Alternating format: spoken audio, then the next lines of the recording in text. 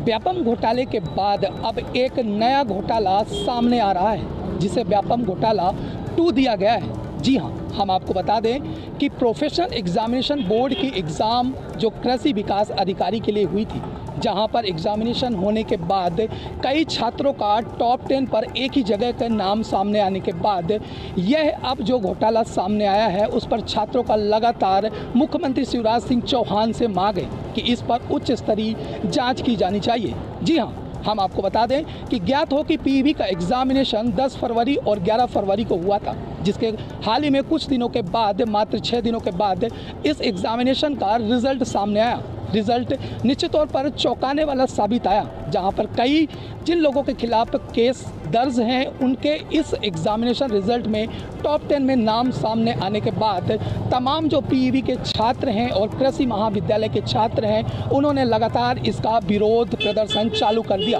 और लगातार इसके व्यापम घोटाला 2 नाम देते हुए इस पर उच्च स्तरीय मांग करते हुए वापस से इस एग्जामिनेशन को करने की मांग करने लगे।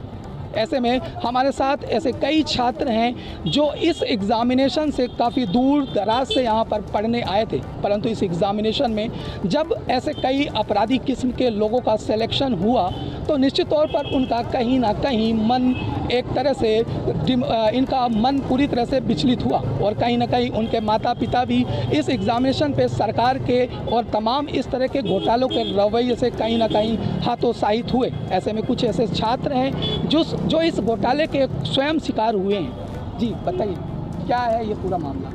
सर, मामला ये है कि जो चंबल संभाग के 10 लड़के हैं, इन लड़कों मतलब ये जो लड़के हैं, इनसे हमको एक सब्जेक्ट होता है स्टेट, ये इनको 3-3, 4-4 सालों में पास किए और इनके मैथ्स में 17 में से 17 नंबर आए हैं। हम लोग हिंदी में भी पेपर दे सकते हैं और ये 4 साल इन्होंने हिंदी में पेपर दिए हैं, लेकिन इनके इंग्लिश में भी पूरे में से पूरे मार्क्स आए हैं। सर, जो हमको रीजनिंग था वो आई नहीं थी, लेकिन उसमें भी इनके पूरे में से पूरे मार्क्स हैं। और अगर ये इतने इंटेलिजेंट है तो फिर गवर्नमेंट को गवर्नमेंट जांच क्या करना चाहती है? इनको हिरासत में ले और इनसे क्वेश्चन पूछे। कहीं ना कहीं छात्र निश्चित तौर पर उनका मन एक तरह से इस परीक्षा और ऐसी एग्जामिनेशन से कहीं ना कहीं उनका विचलित होता है और जो अपने भविष्य के सुनहरे सपने देखते हुए यहाँ पर एग्जामिनेशन या फिर दूर दराज से पढ़ने आते हैं, तो उनका कहीं ना कहीं मन पूरी तरह से विचलित होता है। एएनबी न्यूज़ के लिए अनिल चौधरी के साथ गणेश तिवारी।